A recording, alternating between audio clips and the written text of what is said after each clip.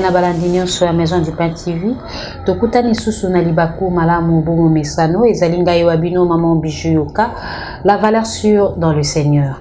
En tout cas yambo tokota na bozindo a masolo na biso parce que le lot tokoyeba kolobela le mystère caché na notre Père. Notre Père, mystère caché, qu'est-ce qui est caché? Na katia. Le samboana notre Père, alors yambote ba kokota na elenya masona biso na kopesa bongo équipe technique nyonso ya maison du pain Mbote wana moni Gires pourquoi pas monsieur le juge Mbote na bisika ozwami en tout cas ba internet na biso bisika bon so bozwami la valeur sur alinga bino mingi azo porter bino à cœur. Alors rapidement ba fungola biso plateau na biso to ba koyamba ezali bongo invité na biso. Bonjour évangéliste. Bonjour maman Bijou Yoka. Vraiment, la valeur sûre dans le Seigneur. Gloire au Seigneur. N'a pas moli nzambe comme on a. Vraiment. En tout cas, tout se peli susuko ya mbayo lelo. Et bele ba monaki évangéliste longa, les cas qui na ba série à témoignage à parcours à vie nae. Alors lelo penda to belemi pona ko solola. Sujet à tout relobelo ezali notre Père. OK. Alors, Éternel Dieu, Jésus-Christ de Nazareth, merci pour la grâce, merci pour cette opportunité. Nzambalola yondo permettre moment oyo to sangana pona kolobanatina na yo. Voilà pourquoi nous demandons que le cher Saint-Esprit de Bit achemine et conclue avec nous. Ceux qui ne confessent pas ton nom au cours de l'émission Oyonkolo et à la musique Nabiso, la combo na Jésus Christ, nous avons supplié. Amen. Amen. Merci beaucoup, ma Bijou. Quand on parle de notre Père qui est aussi, qui est ton nom sanctifié, qui est ton règne, c'est une prière par laquelle Jésus-Christ, il avait montré à ses disciples par rapport à des mondes à Bayekolo. L'un des disciples, Jésus n'a pas kabin kolo. La qui s'habille au sambela, n'enge yowana la qui s'appelle Bayekoli nae. Donc il y a une koloba. Bayekoli bazala permet à Jésus. Mais Bayeba quitter comment nous pouvons faire un culte. Okay. Parce que le sambo est un culte. Okay. C'est un culte. Quelque part, c'est une vocation entre l'homme et sa divinité. Okay. Alors, malgré tout ça, malgré tout ça, malgré tout ça, on peut s'habiller matéria. Mais tout lingi soko zate, tout ça la rappelle culte. Oyo yo banda ko assister biso na molimo. Mais yesoye bisi banga lobi. Selon le livre de Matthieu chapitre 6, pour tous quand même dans éclairage à ma casse, Matthieu chapitre 6, à partir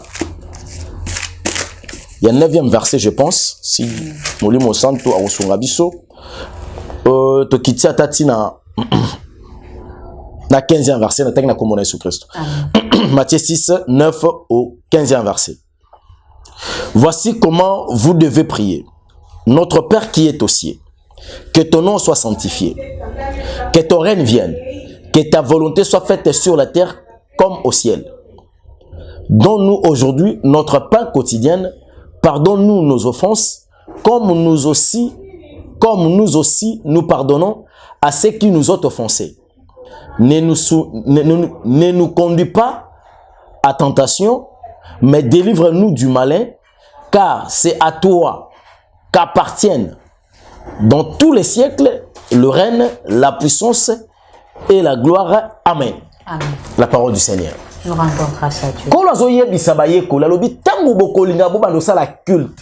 Botala la modalité ya culte ndenge yo banda ko salema. Okay.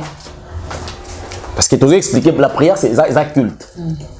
Ce qui magicien zoninga a invoqué a sala abenga ba démon na ye a sala makamuna ye a sala ka culte. Alors na début ya culte ya biso ba chrétien ko la bifoto bana d'abord kokumisa nzambe. Na premier lien ko la lingaka yebisa biso ba yekoli na ye que bolongwe kozala o ezala ki seulement basali ya nzambe. À travers Jésus-Christ, l'œuvre de la croix, à travers l'arrivée de Christ sur la terre, nous avons eu le pouvoir de devenir enfants de Dieu. Okay. Alors la personne qui nous a octroyé cette carte, elle a cette possibilité-là de devenir enfant de Dieu, c'est Jésus-Christ de Nazareth. Au monde que Abraham, il était une créature de Dieu, un serviteur de Dieu. Okay. Mais pour devenir enfant de Dieu, il a fallu Christ, en chair et en os, pour appeler sa mission possibilité. Voilà. Alors, question quoi curiosité, quelle différence y a-t-il entre enfants de Dieu et serviteurs de Dieu? Déjà, serviteur comme dans le salon, comme dans la chambre. Ok. Donc, il y a limité. Tes serviteurs sont limités. Mais moi, non, sont limité. Si à travers Jésus, selon eux, Isaïe le Bible. Isaïe le Bible, un enfant nous est né, un fils nous est donné. Il s'appelle Emmanuel. Ça signifie un Dieu parmi nous. Un enfant nous est né, un fils nous est donné. Mais à l'époque, Isaïe c'est la prophétie par excellence. Isaïe a prédire que la parole nous est née. Mais un fils, la personne qui a le droit d'avoir l'héritage. Parce que si tu restes un enfant, on a la possibilité de aussi l'héritage. Liboula na yo aussi mbangote. Ba pesa ka la responsabilité na mokitali, un fils. Yango moni à chaque fois, yeso avec ko benga mari femme, atkala benga mamate. Yango moni yeso mandé ko ba toujours père, atkala benga tatate, o papa te. Parce que ça ba momoko, ils ont signifié le komoko. Tata na papa na père, ils ont le komoko. Mais na cadre ya ba responsabilité ça la différence. Enfant na fils est différent. Oui, bah pesa mokitani na fils. Yango tozomona ba etonga belé lelo soki papa azaki mokambi to père azaki ko diriger lelo so akufi tika na mwana otika na ba serviteur te parce que bango baza limité. Non lobelo moko ezalaka esengo makasi na tata oyo aboti bana. Par exemple, ngani nazana bana nga misatu bongo. Nazana Indira Gandhi, Tuberger Queen na Joachim. Indira Kassali droit. Tuberger a Kassali par exemple médecine. Nkas ko na musa nzambe soki nzambe bengi Joachim mimi ke zesengo ponanga. Mais souvent na tuni mo nazoya pona ya nolayo. Woni zesengo ponanga. Mais kozala héritier ya ministère sans pourtant nzambe benga we komabe. Mais yango de to mona. Yango to mona. Pourquoi? Parce que ba le matériel. Or, pour sa moto-responsabilité ministérielle, ils ont coupé sa ingambu ya milimo ya bateau. Parce que ko bengama, ils attendent ko la bengi biso boye bisinga bi elonga. Il faut elanga batu na lola. Donc peut-être qu'il fait le place yoza. Parce qu'on est naza na ebaraté. Ils en a combien de personnes ont resté gagné comme âme. Liban namboka naza ba appel bande wa benga papa soki naza o naza lo na vie chrétienne parce que na naki matea na nzela na yo.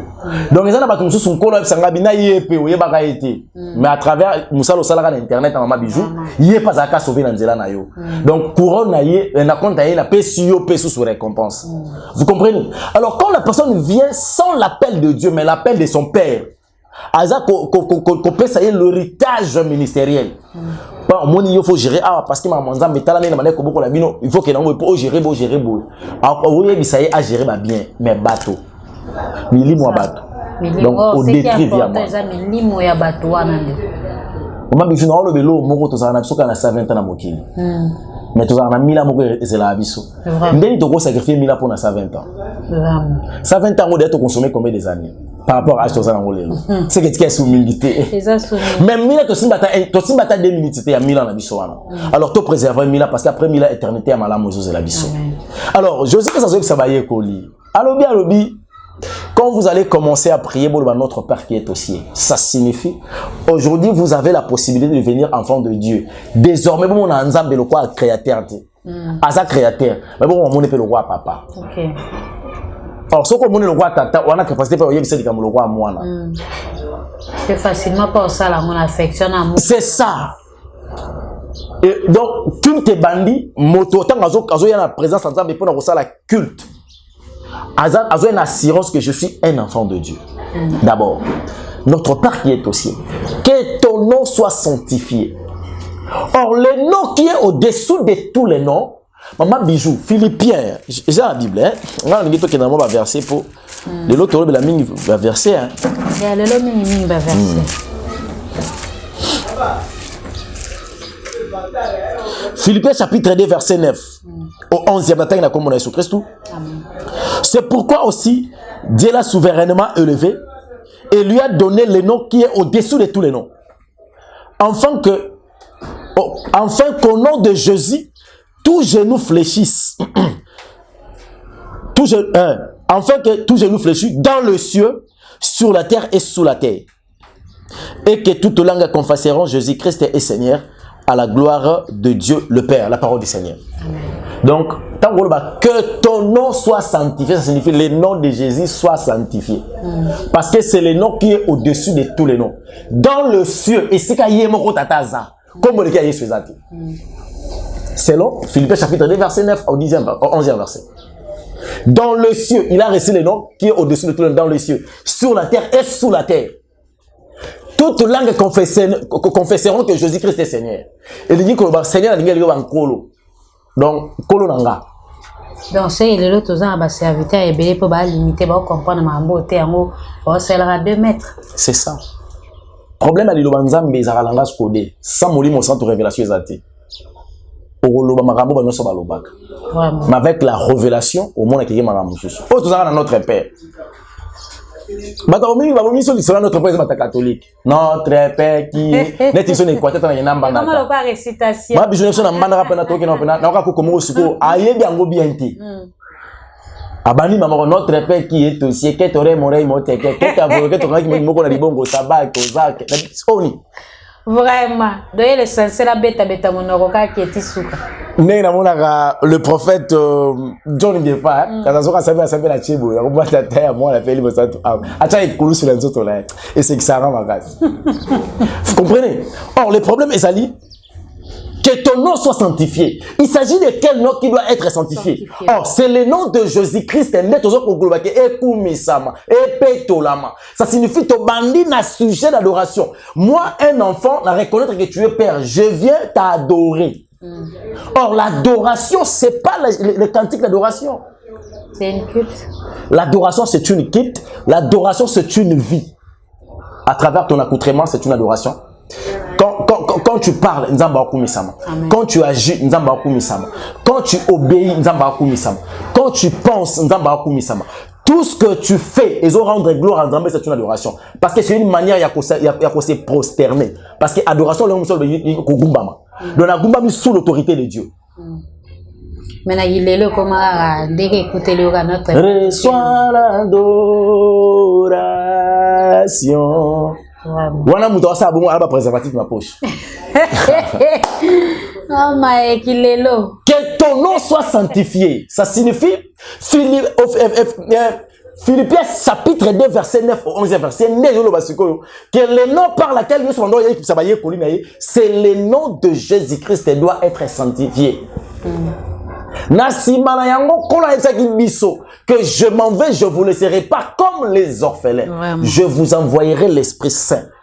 No moni na katia ya culte ya Matthieu chapitre 6 au la prière. Avec son lobby que ton règne vienne. Parce qu'il se présente à travers sa gloire. Or, la gloire de Dieu ne peut pas descendre sans son esprit. Ça signifie, je vous envoyerai l'esprit de Dieu. Le Saint-Esprit, culte. Tu reconnaître que nous sommes des enfants. S'il y a un mal, tu sais pardon. S'il y a quelque chose, tu sais. Mais au coup, il y a ma cambono, surtout dans le coup, ça signifie, tu as une attitude d'adoration. Deuxième partie, na biso na kata culte, tu benga moli mo santé parce que sans le Saint-Esprit, nous ne pouvons rien faire. Que ton règne vienne. Que ta volonté soit faite sur la terre comme au ciel. Ah, voilà ce qu'on connaît dans tout ce que toi tu peux dire. Dans Galates chapitre 5 verset 22. Ils ont parlé sur ma fruit, les 9 fruits de l'esprit. Parmi les 9 fruits de l'esprit, a parlé un fruit qu'on appelle la fidélité. Donc, la fidélité vient quand la persécution arrive. Okay. Quand on a dit que vous serez combattu mais jamais abattu. Alors, tant que persécution, comme la maman bijou, élément on appelle ça qui est le fruit de l'esprit, la fidélité, elle restera fidèle.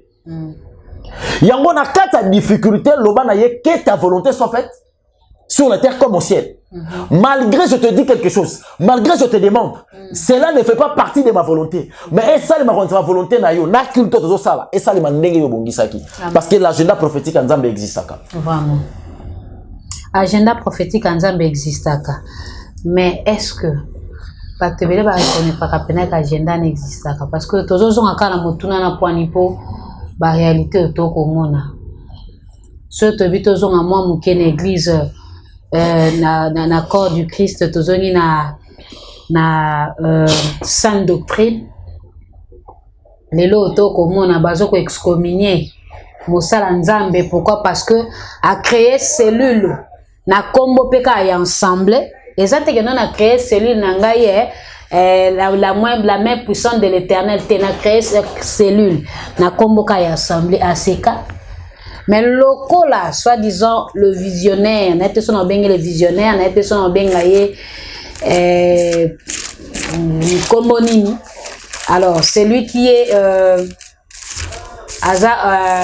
babani yende akokamba communauté aseka avec mukuna. Alors ezali moko ya ba raison o esali que à suspendre même à excommunier voici l'homme. Raison ezali d'abord buka bikeko wana il paraît buka bikeko toyeba peu moko bezara même prière intercession ba buka bikeko. Alors il paraît azwaka déjà avertissement pour nango. Alors ya zai koko baka ko continuer nango ezali pe cellule l'intercession na kati ya ACK ezali moko ba raison pe moko ba raison mususu parce que aebaki na kosala ensemble ACK mususu oyo muku nazalaki informé te. Donc moi ba raison eza mo ebele. Alors na ebike l'homme de Dieu, la Bible dit allez partout dans le monde, faites mes disciples. Marc chapitre. Voilà. Alors, ceux qui ont créé groupe intercession Buka Bikeko, Toko Bondela, pour qu'on fungola ba via bateau. Est-ce que yango a fait qu'on a raison? Parce que l'homme de Dieu a subi marabele voire même na poison. Même à Moussou Yamoko. Dieu parle tantôt d'une manière ou d'une autre. Là, Moussou Pé et tout bon topé ni be ko ngwe ko ya ko excommunier là Moussou te pensa me panier pe na Moussou. Nga pa moli nzambe nde ba papa na nga ba kabwani. Pona mona nzambe ko kabola Lot na Abraham.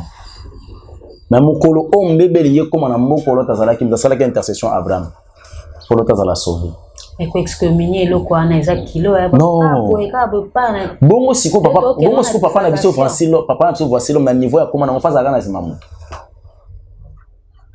Mais il peut réponse na pesa le Bible jusque là ndako nezaka ya mwana te ezani affection à exhorter bandimi ezaka papa na biso. Oui, na signe à respect c'est ça et puis de la gratitude. Quelque part makala moto ta fundé pas te on dit a fundé ka nzambe ngana oyebi sobo papa mukuna asali mabete ko excommunier papa voici l'homme asali mabete parce que bisika nyonso bato ba obika structure ezakana mibeko o bachelaki bango que soko ozo ko appartenir à kata ACK tu n'as pas le droit ya osali kamuzo ça que ACK peut soit accord. Il a été averti à plusieurs fois, il paraît. S'il vous plaît, permettez-moi d'évoluer. Ayo quitté. A Kemo Bembo, parce qu'il a raison de la santé. Bisuko ya komi kunanza masungi. Na lo samba bandeko.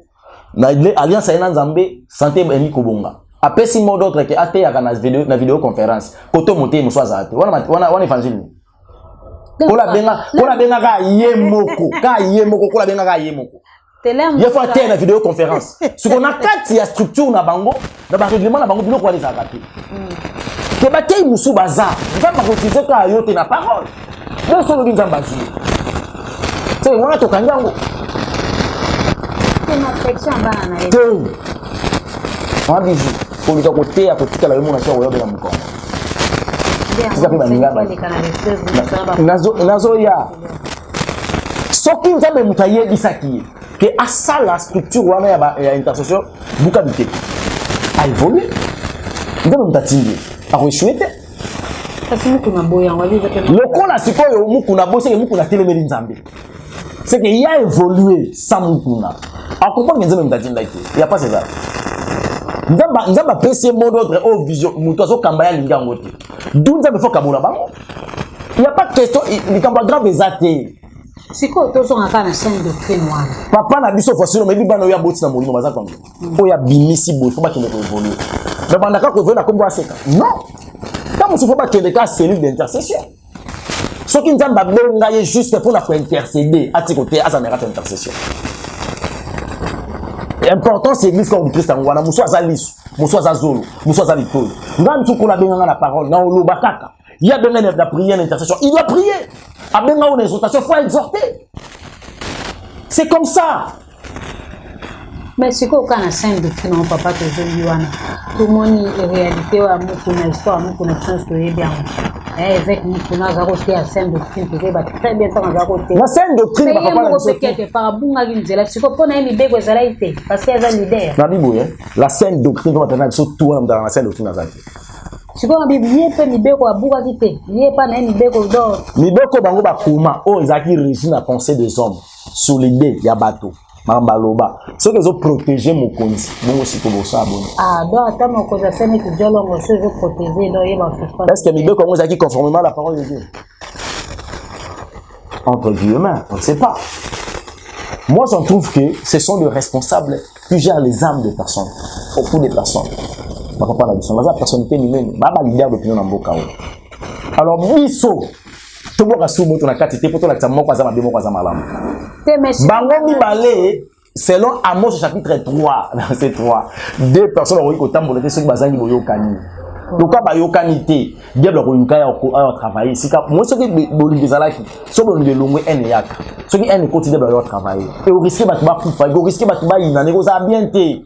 Avant, ma belle, il faut battre Kabouana. Mais ça lui bien. Quand on a exhorté Bania, on a vu. À moi, on est dans les canaux épreuves, il y a Job. Il y a Job. Job. Il y a à mesure, on a épreuve. Boba, on va se battre. Ah, moi, on est membre qui est né. Pour te quitter, aux est-ce que ma chaîne là qui est l'église? Sous quand les épreuves, alors le bas Job est né. Mon qui je suis abîmé dans l'histoire, c'est ya. Mon qui je suis en Zalane. C'est quand le prophète, on va botter mes bélé. Prophète, mon qui je. Prophète. Prophète, mon qui je crois. On va quand na Brazzaville, va perdre, il y aura une soloté. Bakanga na Brazzaville, kuna pas statut à Oumera, va perdre, non, il n'y a pas eu aux hommes à soi disant, va take la fréquence à mon peuple. Fréquence à mon peuple, on va take la nanio, voici l'homme. Parce que voici l'homme, on va take à zone de canette, na Job. La Bible me dit, dans ma bichou, on vous fera la guerre, mais on ne vaincra pas. La guerre est dans la forme, mon pays, la Toye Bango. Vous serez combattu, mais jamais abattu. Donc, j'ai à combattre au Yébité. La Bible m'ajoute encore un message en me disant que le malheur atteint souvent le juste, mais le Seigneur l'en délivre toujours. Ça signifie qu'il faut atteindre le malheur atteint et que Simba Bisso n'a pas son mais le Seigneur a permis la compagnie de Daniel. Comme on a eu beaucoup de la côte na kata faux au lion. Et moi, ce évangile, c'est que le prophète m'a dit, je me taille bien, il me dit, à terre, le prophète, prophétie à sa personne. Message ni ou ça du son Zambaloba pour nous voir. Ça qui na chaîne, c'est cher c'est qui baraka. Ah baraka TV. Kasi beaucoup on a envoyé wana te. Oh izaka ya papa na biso ifte. Izaka Serge Kaimbete. Comment ça te est mon bijou? Oh na ka baraka za Serge Kaimbete. Na ebite so. Ça eba na pe penate bon ça va on passe to za plus. Église nous a. Na église comme ça. Bon na église nous a ebite. On lui peut ça na ça. Ba na te bonga na. Tenga na eba ba vrai. Bonga na tout OK. Problème na nga na eba ba vrai. OK donc. Na ba vrai ba ko ba ki ba faux. Mais mucho ba de ya faux aye faux dans ebele. Ah OK donc tu comprends l'évangile ça eba na ba vrai donc besoin ka réponse. Wana zo maîtriser penate zo la penate. Donc tu as mis un dossier à l'homme, voici l'homme. Alors par rapport à des prévasions des cas, vraiment, on a la vidéo, on a passé, parce qu'on a passé. C'est ça. Donc il parle avec douleur. Tu sais quoi, maman? Excusez-moi, la citoyenne. Vous savez quoi? Il y a une chose qui est vraie. Dans le ministère, il y a de prix à payer. Dans l'œuvre de Dieu. Mon côté à pouvoir et plus, ils sont tout au même charge. Peut-être il paye maintenant le prix à ministère. Il a senti le miel du ministère. Et ça là est bien. À ce prix là, il pas molé à rallier dans le ministère. Mais le prix à payer pour le ministère, pas payé. À y éviter aux alentours. Ce que ça yango, oh, mais nga na oye bisayo apporte ça kalobi dans sa canne sengo. Ce qui persécution aux Alexandre Mbana Simanango. Voilà. Et Anna Moussa Nzambe Bogote a pas bien la Bible. Donc même il tout fini la bisoko et ça non du tout. Vraiment. Oui, tu as une révélation. Mais dans le but c'est que papa n'a pas kufa. Dans le but qu'il faut comprendre que le malheur atteint souvent le juste. Ce qu'on s'en est qu'à ajuster, abattre la justice.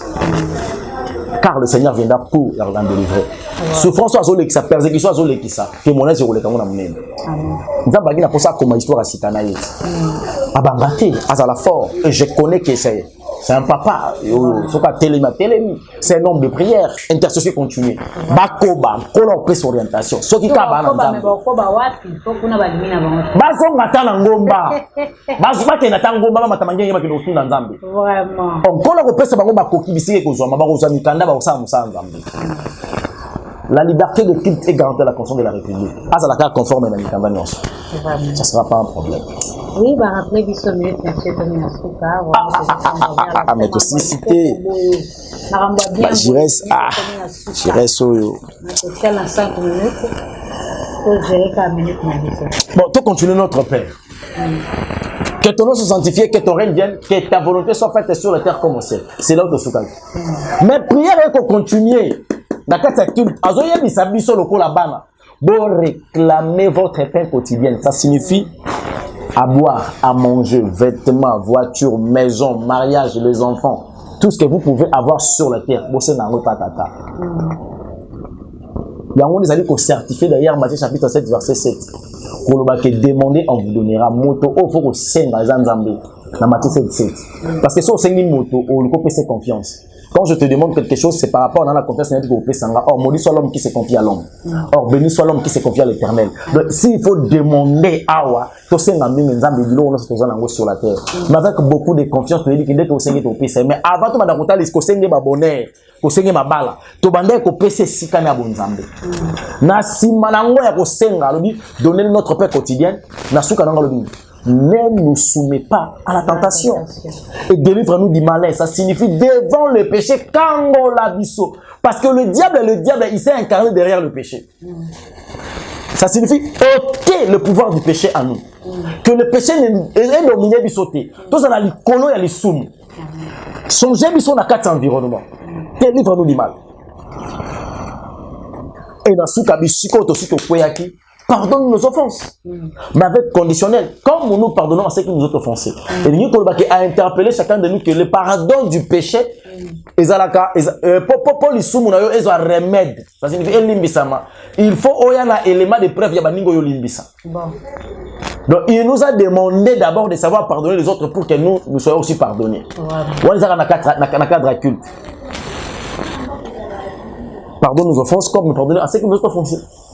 Après, c'est ne nous soumets pas à la tentation, délivre-nous du mal. Abandonne ce qu'on rejoint à l'adoration.